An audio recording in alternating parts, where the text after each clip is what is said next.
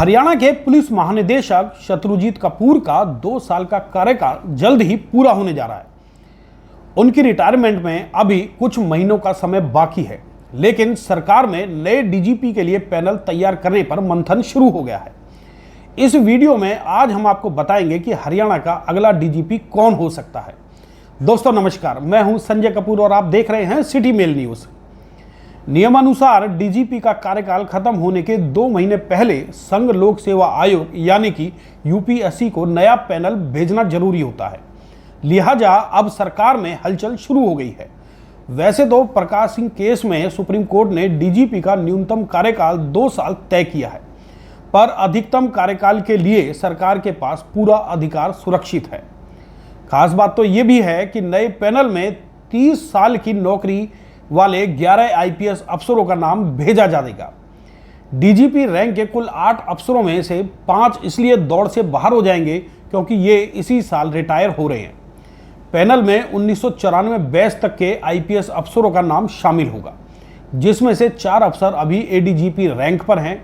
उनमें से किसी को डीजीपी बनाने की स्थिति में पहले उन्हें डीजी रैंक पर प्रमोट करना होगा।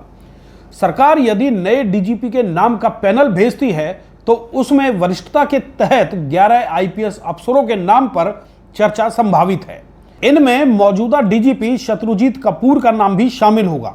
उनके अलावा 1988 बैच के मनोज कुमार यादव, 1989 बैच के मोहम्मद अकील, 1991 बैच के आलोक कुमार राय और संजीव कुमार जैन, 1992 बैच के ओपी सिंह और अजय सिंघल, 1993 बैच के आलोक मित्तल और डॉक्टर एएस चावला, 1994 बैच के नवदीप सिंह विर्क और उनकी पत्नी कला रामचंद्रन के नाम भी शामिल हैं।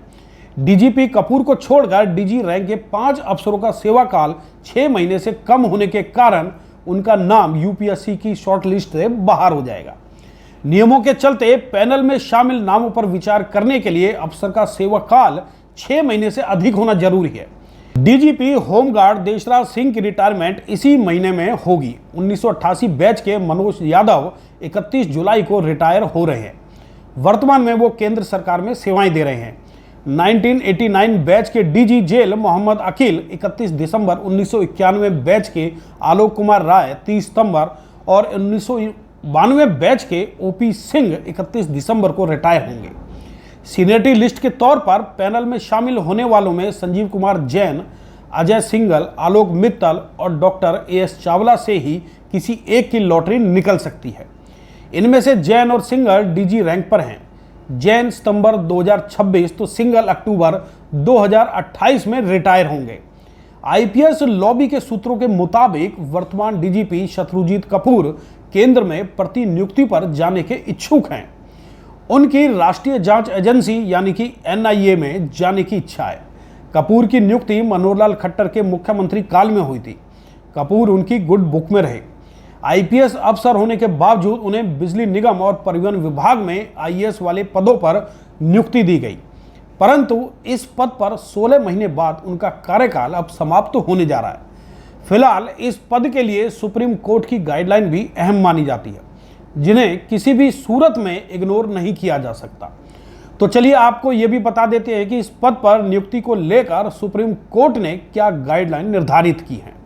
सुप्रीम कोर्ट का यह फैसला साल 2006 का है। तब प्रकाश सिंह बनाम भारत संघ मामले में डीजीपी की नियुक्ति और उन्हें हटाने को लेकर कोर्ट ने अहम दिशा निर्देश दिए थे। इसे प्रकाश सिंह मामला कहा जाता है क्योंकि शीर्ष कोर्ट ने यूपी के पूर्व डीजीपी प्रकाश सिंह की पीआईएल पर आदेश दिया था। फैसले में कोर्ट ने कहा था कि डीजीपी का कार्यकाल कम से कम 2 साल का होना चाहिए। बाद में कोर्ट ने स्पष्ट किया कि यूपीएससी सुनिश्चित करे कि डीजीपी पद के लिए दिए जाने वाले अधिकारी ऐसे हों जो 2 साल बाद रिटायर हो रहे हों। किसी भी अधिकारी को डीजीपी बनाने से पहले उसे ट्रेनी बनाना जरूरी है। कम से कम वो डीजीपी रैंक का अधिकारी हो। कार्रवाई के तौर पर डीजीपी पद पर कोई नियुक्ति नहीं होगी। डीजीपी का कार्यकाल समाप्त होने से पहले राज्य सरकार इस पद के लिए नाम यूपीएससी को भेजेगी। इस लिस्ट को बढ़ा घटाकर 3 वरिष्ठ अधिकारियों के नाम यूपीएससी वापस स्टेट को भेजेगा। इनमें से राज्य सरकार किसी भी नाम का चयन कर सकती है। तो चलिए दोस्तों, अब आप अपने हिसाब से अनुमान लगाकर बताएं कि हरियाणा का अगला डीजीपी कौन होगा।